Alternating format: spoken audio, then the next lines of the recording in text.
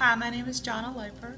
I grew up in Pecan Grove community outside of Ellisville. I live in the Glade community right now. I was actually raised in church. I have two great godly Christian parents. I was baptized when I was in the second grade. I thought then that I was saved, and later in life, as I grew up and faced some trials and tribulations in my life, I drifted away and quit going to church, just being lazy and not wanting to go. I have two amazing daughters. They are my life, and one of the hardest times in my life is when my youngest daughter, Sydney, was diagnosed with cystic fibrosis.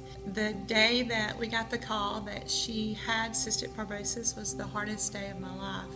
I can remember every word of the conversation when the doctor told me the news.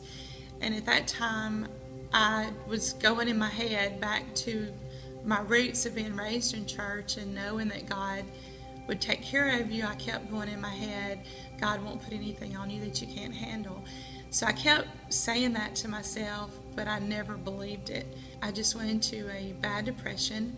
I had a lot of pain, a lot of fear of the unknown and what was going to happen. And to me, God had given me this perfect little girl, and He wanted her back. I couldn't believe that God blessed me with this perfect little girl and then expected me to hand her back over. I got used to just holding it all inside. So everybody thought that I had this amazing strength, when in reality I was falling apart and my heart was broke. I went into a very dark place. A lot of things went wrong in my life. So one day, my daughter Sydney came to me and said that she wanted to visit Bethlehem Community Church, that she had seen a lot of great things that they were doing on Facebook and by word of mouth. And I knew Jamie and Brandy. They were actually youth ministers at Mount Vernon when my oldest daughter was there. So I had known them for years, and I loved both of them. And Jamie actually came back and married my daughter and my son-in-law. So they were very, very special to our family. And I told Sid, of course, I was, glad to come over here and visit, not knowing what to expect, not knowing what I was getting into. Took the 30-minute drive. That was worth every second.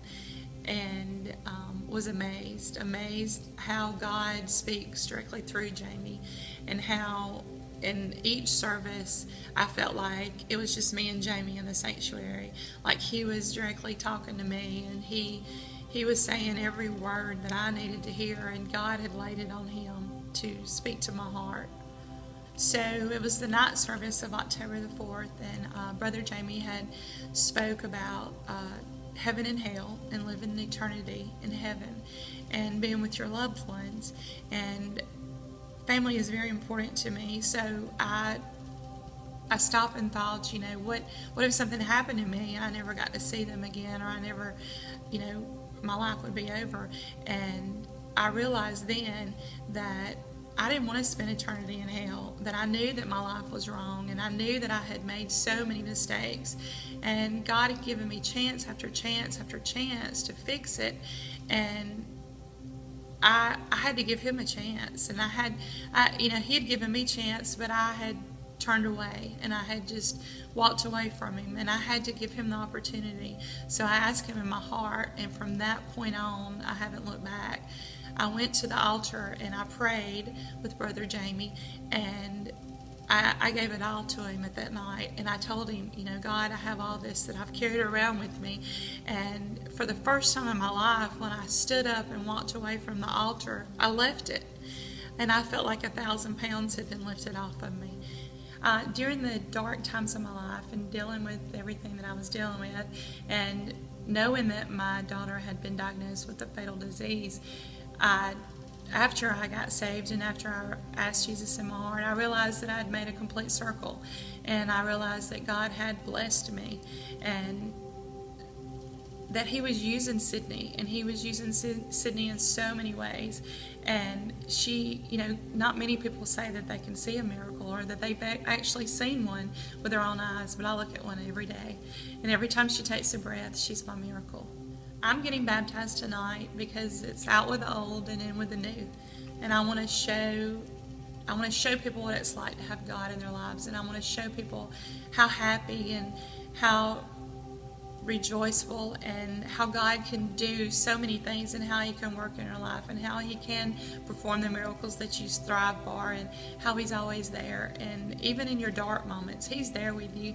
He's walking beside you and He's holding your hand. And you might not know it and you might feel alone, but I promise you, God's not going to leave you. He's always there with you.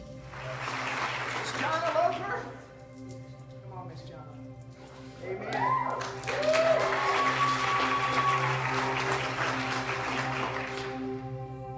John, because you made Jesus Christ your Lord, I baptize you in the name of the Father, and of the Son, and of the Holy Spirit.